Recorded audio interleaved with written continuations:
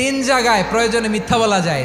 এক নাম্বার, আপনার ওয়াইফকে খুশি করার জন্য, সে একটু এরকম না বলে একটু কৌশল করে বললে খুশি হবে, ওটা বলা যায়। দুই নাম্বার, জীবন মরণের ব্যাপার, যান বাঁচানোর জন্য একটু কৌশল করে ঘুরিয়ে বললেন, এটা জায়েজ। তিন নাম্বার, দুইজন ঝগড়া লাগছে, তাদেরকে মিলিয়ে দেওয়ার জন্য কৌশল করে একটু মিথ্যা বলা, ঘুরিয়ে বলা যায়। দুইজনের মধ্যে